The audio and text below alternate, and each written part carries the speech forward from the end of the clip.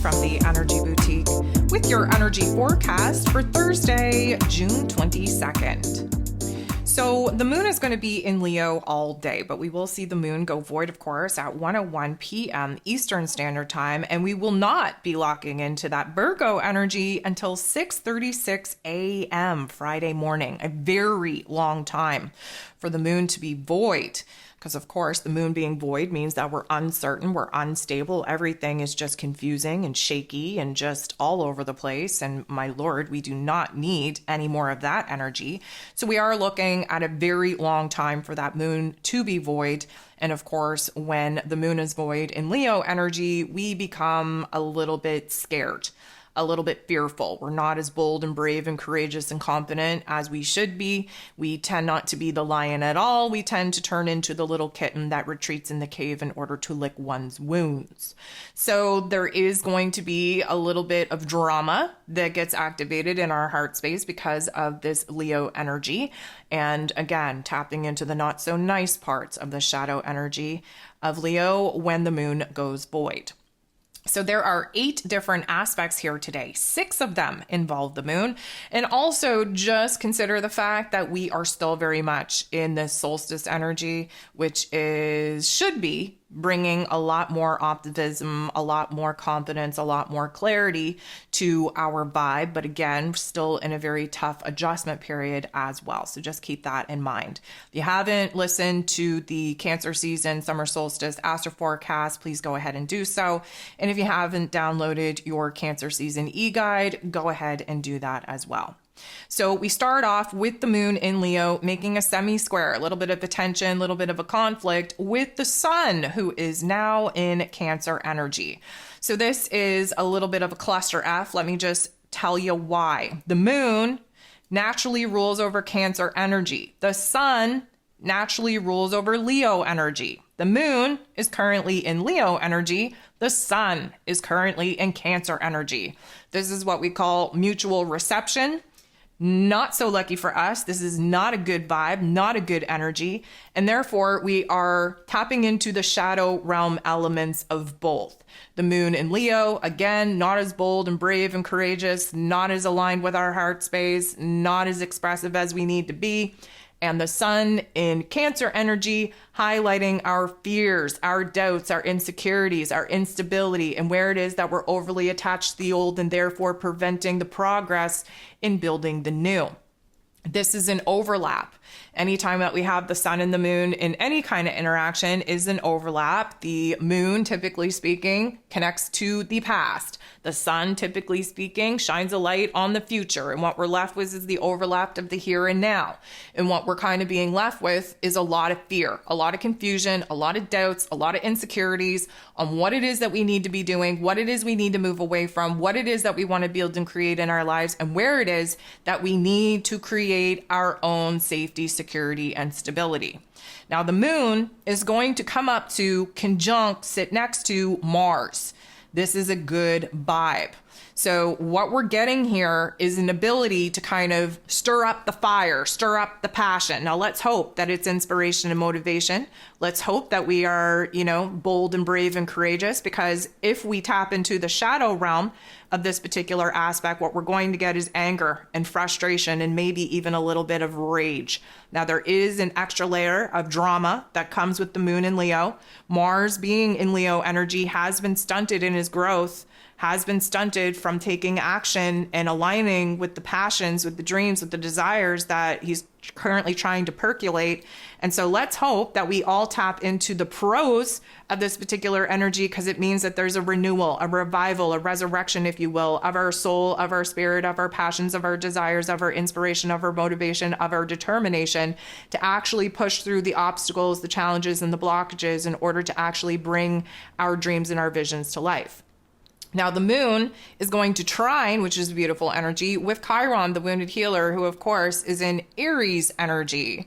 So this is going to open up the door to an opportunity for us to take the initiative, for us to take the leadership role, for us to take action, especially with matters that have to do with healing, with closing the door on old past pain and trauma, with spiritual teachings, with doing what we need to do for ourselves. ourselves. Now, of course, Mars is involved, and, you know, Aries energy that Chiron is in, Mars rules over. So this is like the spiritual warrior energy.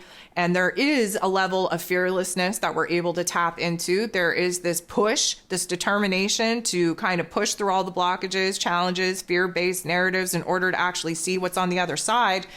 But mostly what this is doing is it's putting us in a defensive position, either to fight and defend ourselves, fight and defend to help other people who are not helping themselves, put us in a situation to be useful and purposeful to get us out of the funk and move us into brand new territory. And again, we're still very much in this adjustment period. It feels very harsh, very hard to adjust to, very confusing. That's all part and parcel of it. But this is a direct force of energy, and it can open us up to seeing where it is that we have to close the door on something old in order to have the space to even repair, rejuvenate, regenerate our soul, our spirit, our overall well-being. It is a potent energy that we have the ability to use constructively, but if we do not allow it the proper outlet to channel this kind of energy, we will feel it bounce around and manifest in anger and frustration and do a lot of harm into our inner realms, our soul, our spirit. We need to stand up. We need to stand up for ourselves. We need to stand up for what we believe in. We need to stand up for other people when they can't.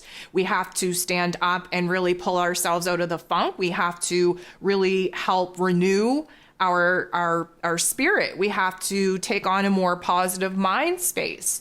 We have to basically launch ourselves in a leadership role so that we're able to objectively see our problems and come up with strategies and obstacles to overcome these particular hurdles. So that's going to bode very well for us. Now the moon goes ahead, sextiles beautiful energy with Mercury, who, as you know, just got dethroned because we're no longer in Gemini season. The moon is now in her rulership in Cancer season, but Mercury is still in his rulership as far as being in Gemini goes. So this is a beautiful energy for us to see where our heart and our head are attempting to get online and in alignment with each other. The moon in Leo brings a lot of creativity, a lot of passion, a lot of fire, a lot of gusto. The mercurial aspect in Gemini brings a lot of rapid processing, a lot of logical, practical strategies, plans being put into place in order for us to actually kind of move forward, leaving the past behind and building an essential brand new foundation for ourselves. Because of course we're in Cancer season. That's what it's all about. Now the moon in Leo is going to get into the boxing ring and square off with Uranus. Uranus is in Taurus energy. This is the last aspect that the moon is going to make before going void, of course. So this is the last, like, for sure thing that we got going on here, and the for sure thing that we're being illuminated to on where it is that we are still confused, where we're still kind of overwhelmed by the lack of clarity, where it is that we're not feeling so safe, sure, certain about our physical realms, especially when it comes to relationship dynamics. Now, the interesting thing here is that Uranus usually brings an aha moment, an epiphany, an amount of clarity, but this is a square. So this means that we're not tapping into that at all. We're actually ramping up how much confusion we're currently sitting in, where it is that we feel cold towards some of the people that we're trying to sort out and process in our heart space and in our head space, the connection, the energy exchange that we actually want to continue to have with them. And because we're kind of at odds with our heart space and with the people in our lives that we want to share our heart space with, there is an introvertedness that takes hold. And again, this is the last aspect that the moon in Leo makes before going void, of course, which means that we are now kind of morphing out of the proud, regal lion that rules over the jungle, and we are morphing back into this little scared, little insecure kitten.